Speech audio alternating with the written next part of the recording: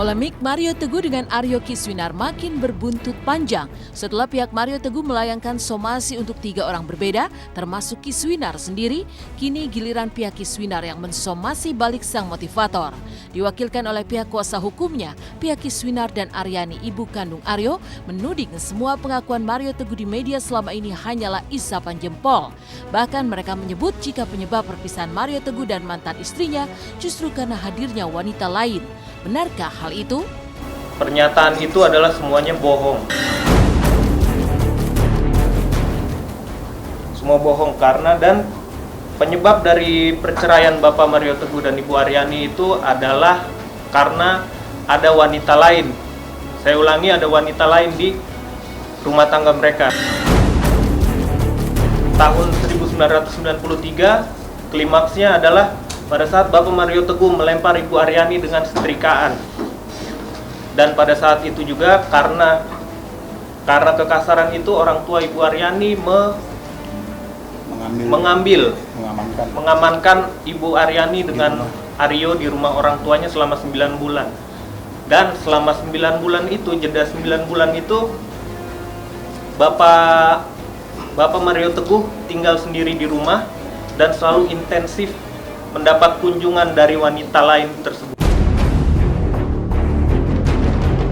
Ada perempuan yang suka lompat pagar, di kotak-kotak ada perempuan suka lompat pagar menemui Pak Mario Teguh.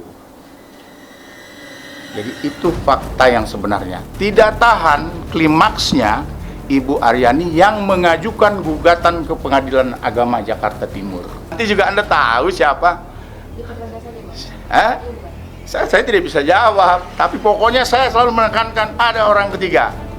Biar orang ketiga itu nanti bikin pengakuan dosa.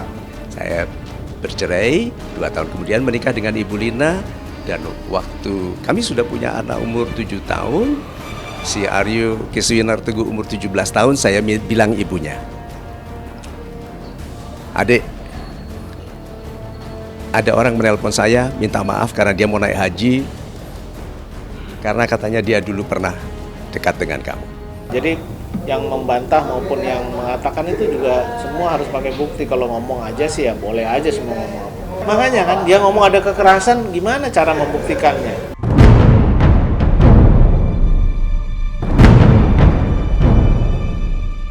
Mario Teguh sendiri sebelumnya sudah menjelaskan bahwa ia dan Lina istrinya dulu menikah 2 tahun setelah ia dan sang mantan istri resmi bercerai. Namun kehadiran kuasa hukum Kiswinar kemarin itu tak hanya berhenti sampai di tahap somasi. Jika tak dipenuhi dalam waktu 1 minggu, maka Jumat pekan depan pihak Kiswinar siap membawa persoalan ini ke ranah hukum. Waduh, naik di Ada.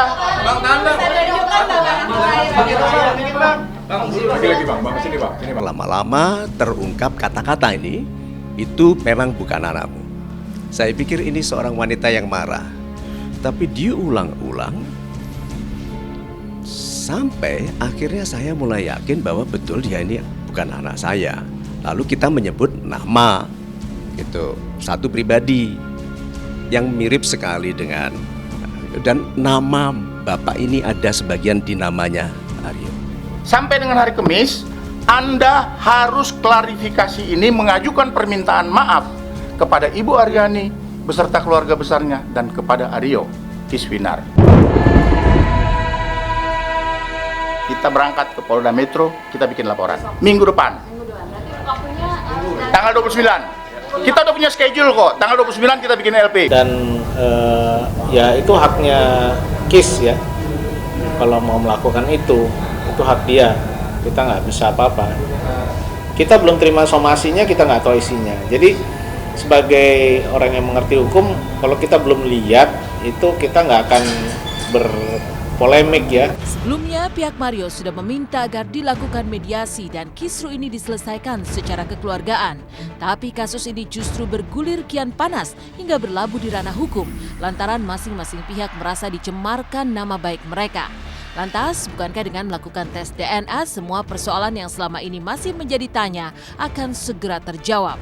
Mengapa pihak Kiswinar mengabaikan persoalan DNA yang menurut Mario Teguh sudah sejak dulu dimintanya? Lantas, kemana sosok Ibu Aryani yang mengetahui kabar sebenarnya?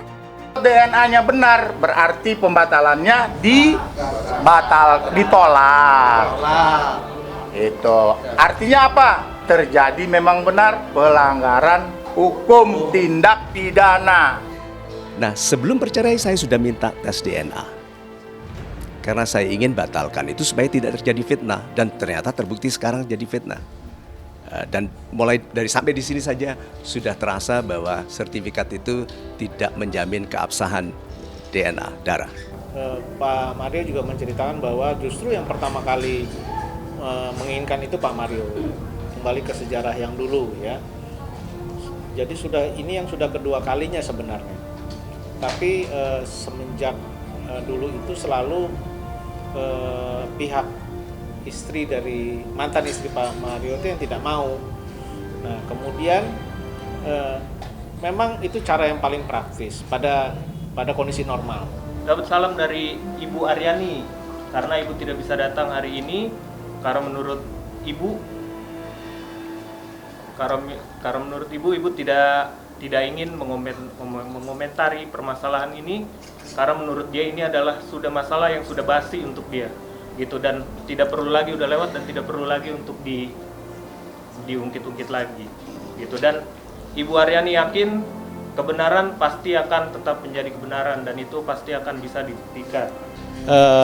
Soal pengakuan atau tidak pengakuan, cuman kan sekarang ini jadi kasus pencemaran nama baik karena kasus yang tidak jelas dan privat ini masuk ke ruang publik. Persoalan juga masih menghantui Charlie.